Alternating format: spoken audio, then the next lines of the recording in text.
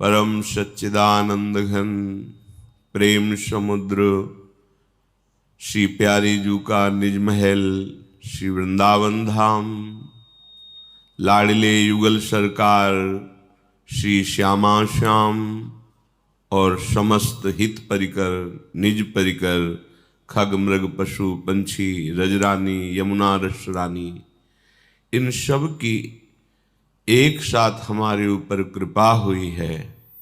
तब हमें राधा नाम जपने का अवसर देकर श्रीधाम वृंदावन का आश्रय या अखंड वास प्राप्त हुआ है। अब हमारा सारा का सारा प्रयत्न, जितनी भी हम में प्रभु ने पुरुषार्थ की शक्ति दी है, उसे अब हम अनर्थ में न जाने दें। अनर्थ अर्थात धर्म विरुद्ध आचरण में न जाने दें।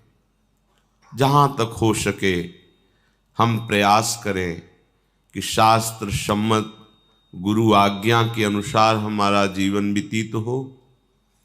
आगे प्रियालाल खुद संभाल लेंगे। उनकी कृपा के बिना हमारी सामर्थ्य नहीं है कि हम अपनी इंद्रियों को, अपने मन को सदा सदा के लिए एक रस भाव से स्थापित कर सकें। प्रयास हमारा और कृपा लाडली लाल की। वो चित्त चोर हैं, चंचल चित्त आकर्षणी हैं। वो हमारे अंतःकरण पर स्वयं प्रेम का प्रकाश कर देंगे। प्रेम का प्रकाश होते ही मन, बुद्धि, चित्त, अहंकार, ये सब ऐसे प्रेम रस में डूबते हैं जैसे कमजोर चींटा गुड़ में फंस जाए, गीले गुड़ में, फिर निकल नहीं सकता, उसकी सामर्थ्य नहीं है। ऐसे ही मन, बुद्धि, चित्त, अहंकार, ये चारों करण प्रियालाल के ऐसे प्रेम में फंस जाते हैं, फिर गति ही नहीं होती इनकी। मन अमना हो जाता है, संपूर्ण अंतःकरण केवल प्रियालाल में हो जाता है। ये हमारी साधना से नहीं, उनकी करुणा कटाक्ष से होगा। पर उनकी करुणा कटाक्ष उसी पर प्रकाशित होती है जो सारा प्रयत्न प्रियालाल के भजन में, प्रियालाल के अनुसार चलने में, प्रियालाल के अनुसार अर्थात प्रतिकूलस्य वर्जनम, प्रतिकूल आचरण हमसे ना बनने पावे, प्रयास हमारा, सफलता लाडली लाल की कृपा से। विषयों का इतना प्रबल आकर्षण होता है कि जो मंद बुद्धि हैं या मूढ़ बुद्धि हैं, उनकी तो कोई बात ही नहीं है। जो शास्त्र ज्ञान संपन्न है, बलात् विषय इंद्रियों को आकर्षित कर लेते, उनके भी महाराज धर्मस्वरूप युधिष्ठिर जी और उनके चारों भ्राता द्रौपदी जी और समस्त ब्रह्म ऋषि परिकर बैठा हुआ है, उसमें उपदेश कर रहे हैं युधिष्ठिर जी को। कह रहे हैं, ह्रियते बुद्धिमानोपि नरो हारिभिरिन्द्रियैः विमूढ़ संज्ञो दुष्टास्वै रुदभ्रांतैरिव सारथि। हे युधिष्ठिर, समझदार जो हैं, ज्ञानी जन जो हैं, आत्मबोध संपन्न अलग बात हो गई, शास्त्र ज्ञान अलग बात है। ज्ञानी से संबंध यहां शास्त्र ज्ञानी से है, स्वरूप बोध से नहीं है। जैसे भगवान ने श्रीमद् भगवद गीता जी में कहा, श्रद्धावान लभते ज्ञानम। अब ये बोध संपन्न ज्ञान नहीं है, अभी उसे मार्ग का ज्ञान हुआ। अब वो अपनी इंद्रियों पर शासन करके जितेंद्रिय हुआ। श्रद्धावान लभते ज्ञानम तत्परः संयतेन्द्रिया। अब जब जितेंद्रिय हुआ, अब जो बोध हुआ उसे आत्मबोध कहते हैं। यही परम शांति का स्वरूप है।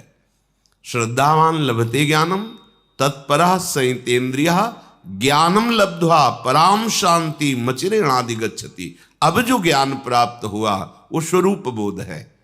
स्वरूप बोध जिसको हो गया है तो वहां कोई गुंजाइश ही नहीं है, न विषय की, न इंद्रियों की, न मन की।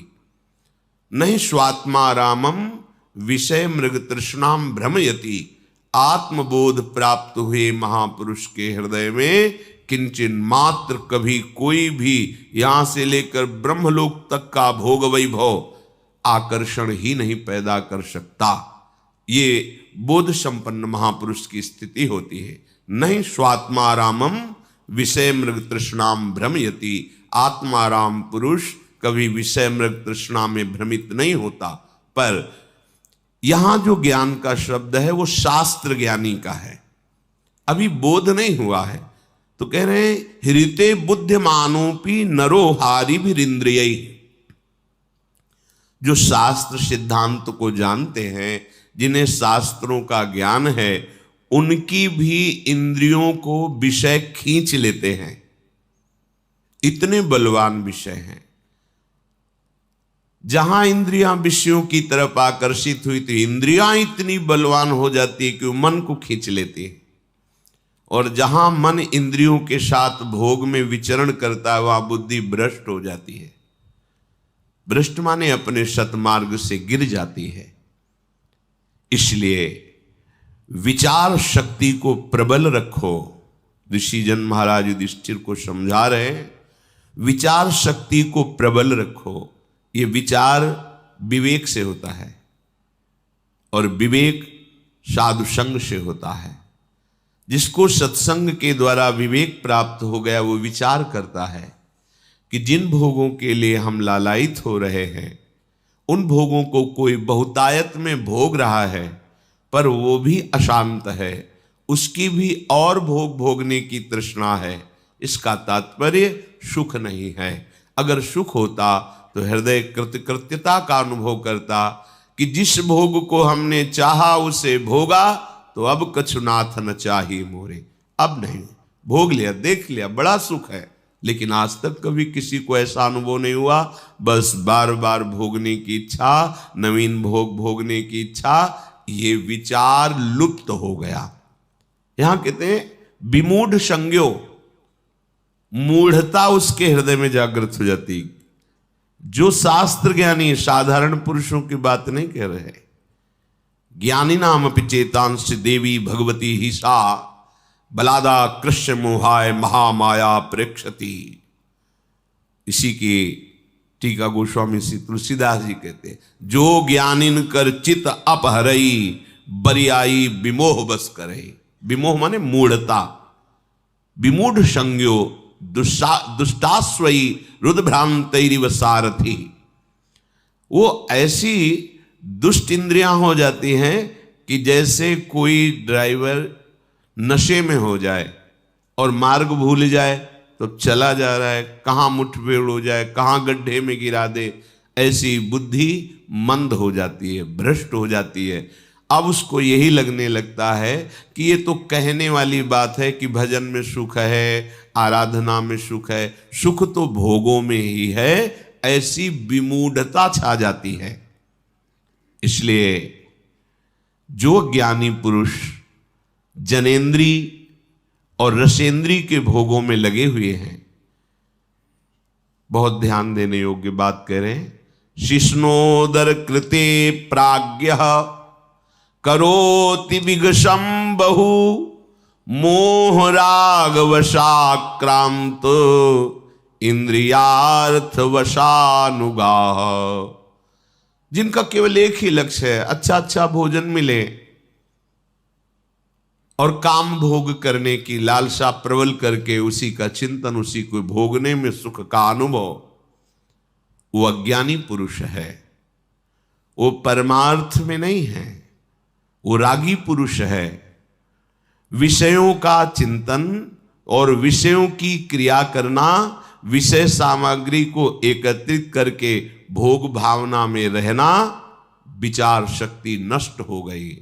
अर्थात जो मनुष्य जीवन की दुर्लभता भगवत प्राप्ति के लिए कही गई वो निकृष्ट भाव को प्राप्त हो गई। तिनते खर सूकर श्वान भले जड़ता बस जे न कहें कछुए।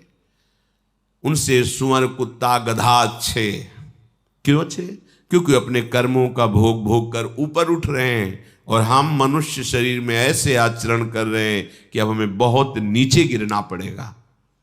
जहां विचार शक्ति लुप्त हुई तो दशा बदल जाती है अजितेंद्रीय पुरुष की, बड़ी दुर्गति को प्राप्त होता है। अभी तो पता नहीं चलता, जब उसका फल आता है, कर्म भोग का परिणाम आता है, तब त्राहिमाम मचता है हृदय में। कोई रास्ता दिखाई नहीं देता कि हम जिस रास्ते से चल करके अब अपने को बचा लें।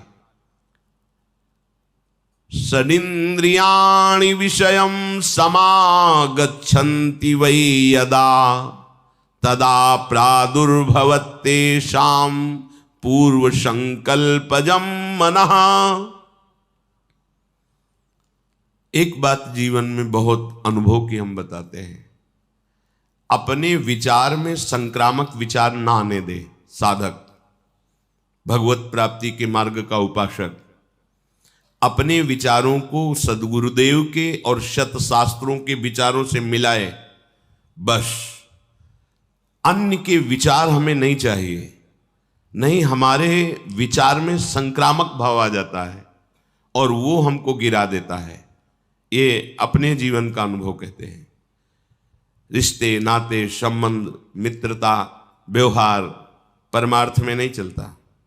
परमार्थ में सदगुरु के विचार, शास्त्र का सिद्धांत अपने विचारों को नापने के लिए है कि मेरे विचार सही हैं या गलत। वो सदगुरु की वाणी और शास्त्र वाणी से सम्मत करते हैं, हाँ ठीक है, बस। फिर किसी की सलाह, किसी के विचार, किसी का उपदेश अपने विचारों में नहीं आना चाहिए।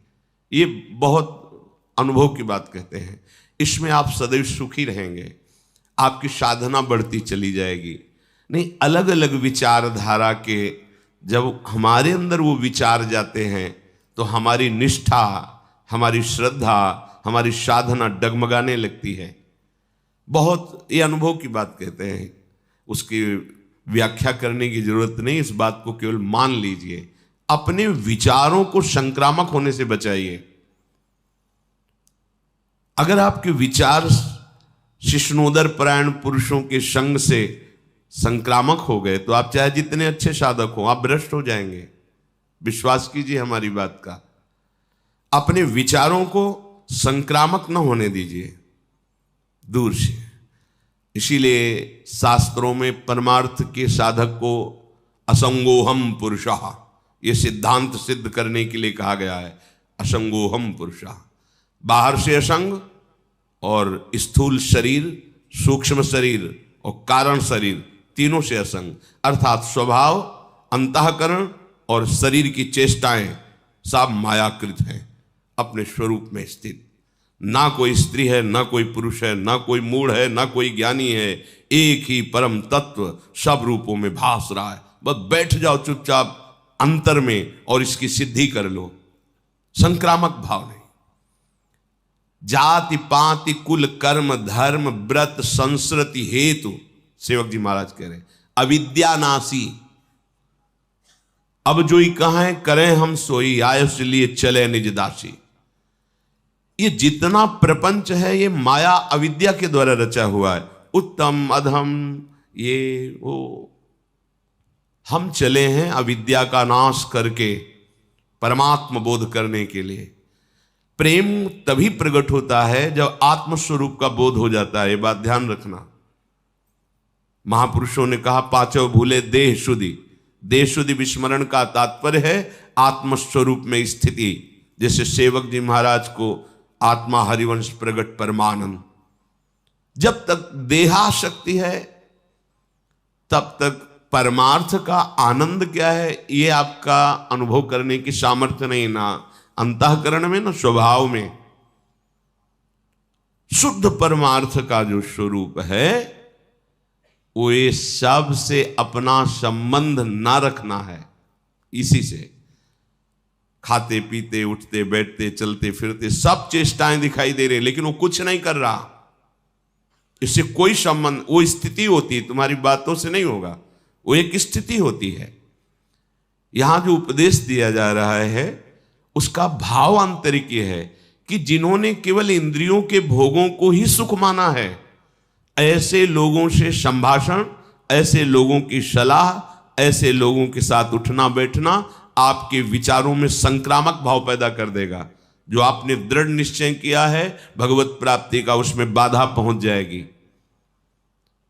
महापुरुषों ने तो इतना कहा, सर्प का संग कर लेना ठीक है, लेकिन विषयी पुरुष का नहीं।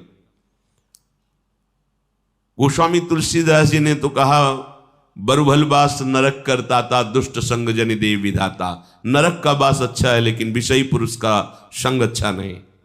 बहुत सूक्ष्म विषय है। नरक के बास से हमारे पाप नष्ट होते, लेकिन विषयी पुरुष के संग से पाप प्रवृत्ति बढ़ती है। सांप काटेगा तो उसके विष की औषधि भी है, या बहुत एक शरीर नष्ट होगा, लेकिन विषयों के संस्कार हजारों जन्मों तक हमें जलाते रहेंगे, जैसे अभी जला रहे हैं पीछे किए हुए विषय सेवन से।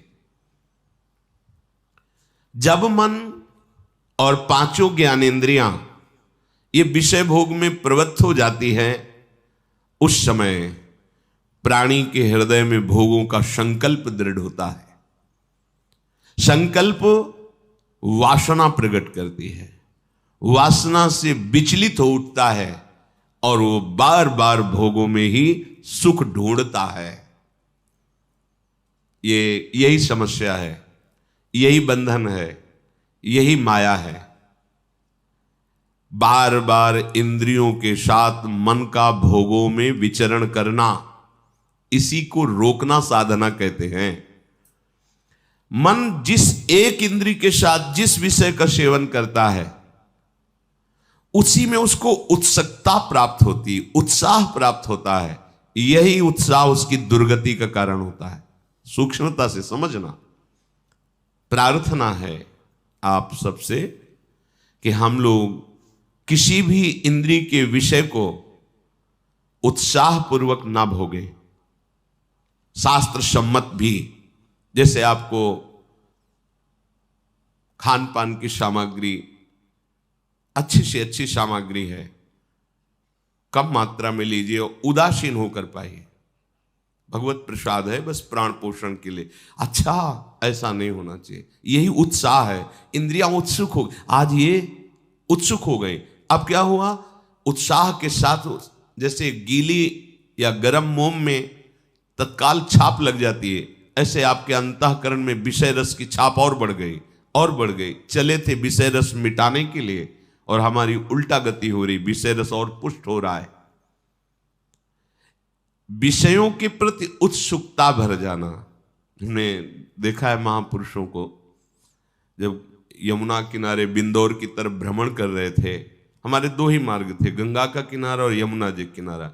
कभी किसी शहर किसी ग्राम में एक भी रात्रि रुकने का ऐसा कभी नहीं रहा। जहां तो कोई देवालय यमुना किनारे या गंगा किनारे जब भ्रमण किया है, या गांव के बाहर कोई देवालय, उसमें रुकना। तब तक जब तक वृंदावन धाम में श्री जी ने कृपा नहीं, तब तक कभी भिक्षा नहीं मांगी। आकाश वृत्ति का ही आश्रय लिया। जो हमारे पास स्वयं आ जाएगा हम उसको पाएंगे, अन्यथा मांगने का शब्द नहीं था। क्योंकि यौवन अवस्था थी, नगर में प्रवेश होने से हमें डर लगता था, किसकी क्या भावना है, कैसा है। तो गंगा का किनारा हमारे लिए या यमुना किनारा, तो वहां एक परमहंस जी मिले, बड़ा दिव्य स्वरूप, कांतिमान तेजो में, एक अचला केवल नीचे, एक झोली जिसमें छांदोग्य उपनिषद, चश्मा और छड़ी, बस वही अचला ऐसे मच्छरों से बचाने के लिए ओढ़ लेते। 2 लंगोटी, एक अचला, एक छड़ी, एक चश्मा, छांदोग्य उपनिषद। ऐसा वैराग्य की देख के एकदम चित्त आकर्षित हो गया। और ब्रह्मबोध संपन्न महापुरुष। तो जैसे भंडारा हो रहा है, प्रयाग में कुछ दिन रुके थे उनके साथ, भंडारा हो तो खबर रखते थे, गए नारायण, नहीं स्वामी जी हमारे यहाँ तो बैठ के पवाया जाता है, तो नारायण अगर आपको देना है तो दे दीजिए, हम बैठेंगे तो नहीं। तो उनका ऐसा प्रभाव था कि सामने वाला फिर कुछ बोल नहीं सकता था। वो सब सामान, हाँ क्या है, अच्छा 2 पूड़ी डाल दीजिए, सब्जी डाल दीजिए, खीर इसी में डाल दीजिए, उसी खप्पर में सब डाल दिया जितना आवश्यक है, गए बैठ। यही स्वभाव, वस्तु का स्वाद नहीं, प्राण पोषण के लिए अन्न पा रहे हैं और प्राणों को आहुति देनी है प्रभु के चिंतन में। एक एक श्वास की आहुति बहुत बड़ी यज्ञ है। एक एक श्वास में हम अपने आराध्य देव का चिंतन कर रहे हैं तो ये प्राणवायु का हवन हो रहा है पर ब्रह्म परमात्मा तत्व में। ये जो इंद्रियों के स्वाद में अपने लोग उछल जाते हैं, उत्साहित हो जाते हैं, ये हम अपने परमार्थ को नष्ट करते हैं, जान नहीं पा रहे। ध्यान रखना है। हमारे प्रभु का स्वभाव, आप जैसी इच्छा करोगे भजन करते हो पूर्ण हो जाएगी। जो इच्छा करी हो मन माही, हरि प्रसाद कछ दुर्लभ नाही। तुम जो चाहोगे मिलेगा। लेकिन बाबा जी बने हैं या परमार्थ मार्ग के पथिक बने चाह मिटाने के लिए, चाह को पुष्ट करने के लिए, चाह बढ़ाने के लिए नहीं। इसमें आपको हट करना पड़ेगा। अलग अलग स्वाद लेने की चेष्टा छोड़िए। यही चेष्टा तुम्हें और इंद्रियों के भोगों में फंसा देगी। यही उत्साह तुम्हारे पतन का कारण होगा। भोग के लिए उत्साह होना ये परमार्थ विहीन अंतःकरण का लक्षण है। परमार्थिक का जो अंतःकरण है वो उत्कंठा पूर्वक भगवत चिंतन के लिए उत्साहित रहता है। अगर हमारा हृदय भोगों के लिए उत्साहित है तो तुम्हें जलन नहीं होती, तुमको क्लेश नहीं होता कि हम अपने मार्ग से विमुख उत्साह कर रहे हैं। जथा लाभ संतोष सदा काहो सो कछ न चाहूंगो। कोई कच्चा पक्का ये वो कोई मतलब नहीं है। भाग्य प्रारब्ध के अनुसार या प्रभु के विधान के अनुसार जो है उसको उचित रूप, हाँ 2 रोटी डालिए, सब्जी डालिए, बस प्राण पोषण करना है और भगवत तत्व में लीन होना है। खा पी के खूब भोगों को थोड़ी भोगना है। और गृहस्थ धर्म में भी आवश्यकता अनुसार भोगों के सेवन का आदेश है। अगर आवश्यकता से विपरीत चेष्टा करोगे आहार विहार की, तो विपरीत चेष्टा फिर आपकी अन्य इंद्रियों की होगी, वह अधर्म हो जाएगा। चाहे जो कोई हो, अध्यात्म सुख लेना है तो इंद्रियों के भोगों में उत्साह न रखते हुए केवल प्राण पोषण या भगवत आज्ञा का पालन करने के लिए, चाहे वो गृहस्थ हो या विरक्त हो, जैसा शास्त्र सिद्धांत है उसके अनुसार चले। उत्साह पूर्वक भजन करने में वृत्ति लगनी चाहिए। अधिक से अधिक वो 11 माला जपता है तो हम 21 माला जपे, 51 माला जपे। अधिक से अधिक उत्साह हो नाम कीर्तन में, वाणी गायन में, संयम में, कम सोने में, कम खाने में, कम बोलने में, इसमें उत्साह हो। उत्साह पूर्वक प्रपंच वार्ता करने में, प्रपंच चिंतन करने में, भोगों को भोगने में, यह अध्यात्म मार्ग के पथिक का लक्षण नहीं। सबके अंदर इंद्रियों का विषयों के प्रति आकर्षण और उत्साह रहता है। इसी को नष्ट करना साधना है। मना कष्टान इंद्रियाणी प्रकृति स्थानी कर सती, उसी को उल्टा करना है हमको।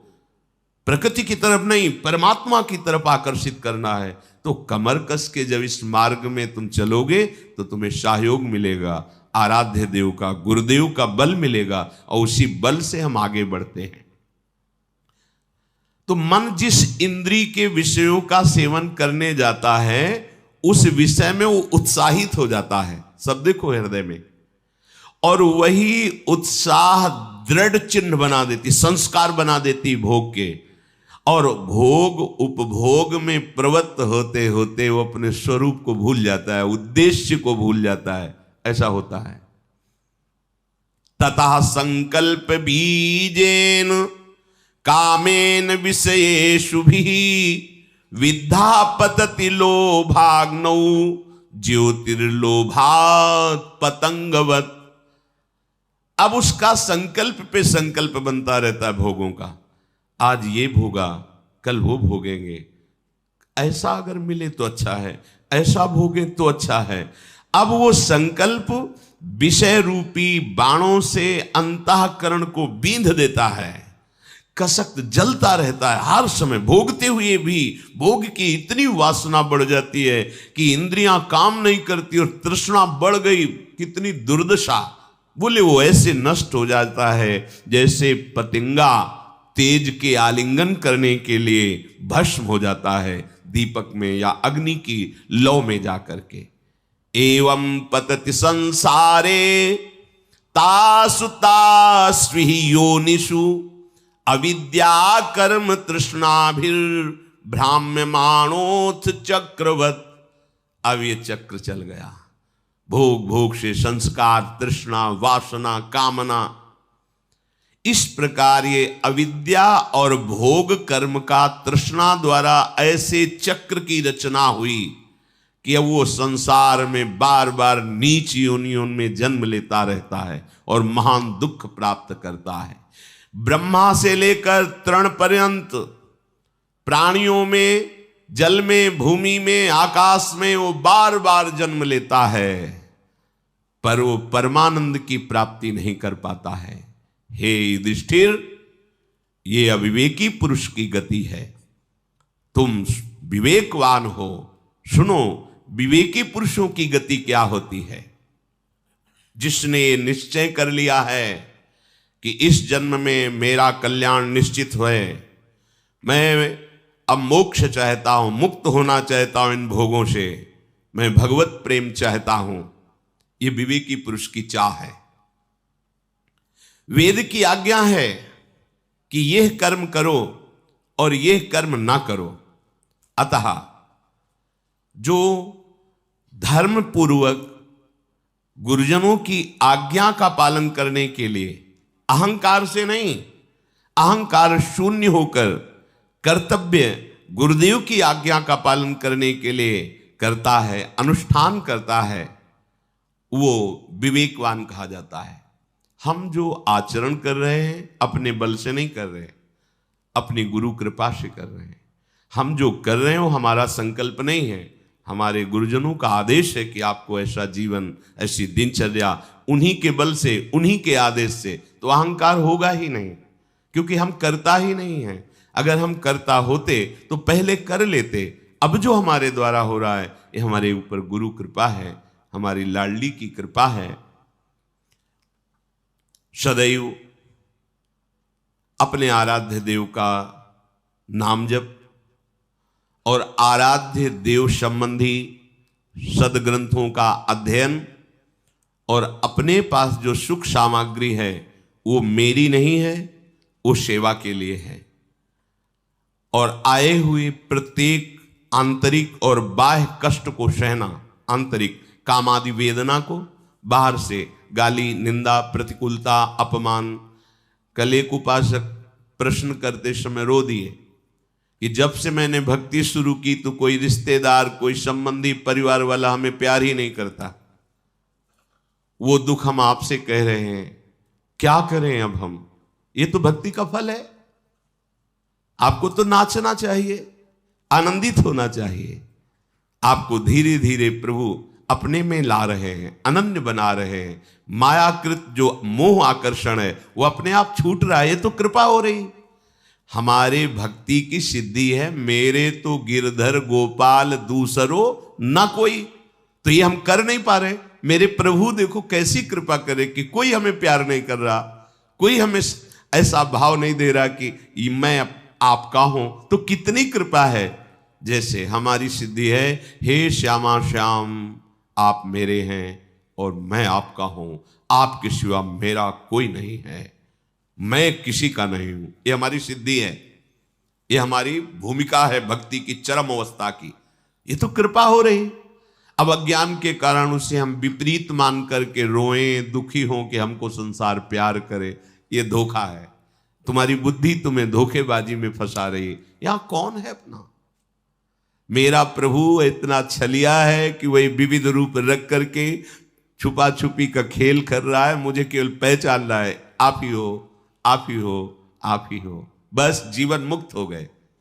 एक ही प्रश्न है, प्रभु के सिवा कोई और नहीं, कोई और नहीं, प्रभु के सिवा कोई ठौर नहीं। बस अब वो जब कृपा करके आपको उठा रहे हैं तो आप रो रहे कि हमें तो कोई प्यार नहीं करता, हमारा तो सब बिगड़ता चला जा रहा है, हमें सब छोड़ते चले जा रहे। यही तो अध्यात्म का फल है। वैसे ही सब छोड़ देंगे तुम्हें, तुम किसी को साथ नहीं रख पाओगे, कोई तुम्हें साथ नहीं रख पाएगा। अंत ही तो ही तजेंगे पामर, तू न तजय अब ही ते, मन पछतई है और शर बीते। तो जो आंतरिक क्लेश और बाह्य क्लेश, इनको सहना और अपने प्रति जो कोई अपराध करे उसे क्षमा करना, दंड देने की भावना ना होना, सदैव सत्य मार्ग का अनुसरण करना, मन और इंद्रियों को निर्विषय करना, ये है विवेकी पुरुष का लक्षण, ये है विवेक मार्ग।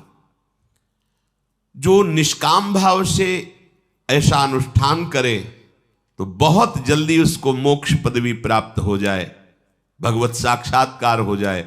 यदि सकाम भाव से करे तो सारी कामनाओं की पूर्ति हो जाए, फिर भी निष्कामता आएगी, क्योंकि भागवतिक मार्ग है। अगर इन्हीं कर्तव्यों का अभिमान युक्त पालन किया जाए तो पतन होने की संभावना है।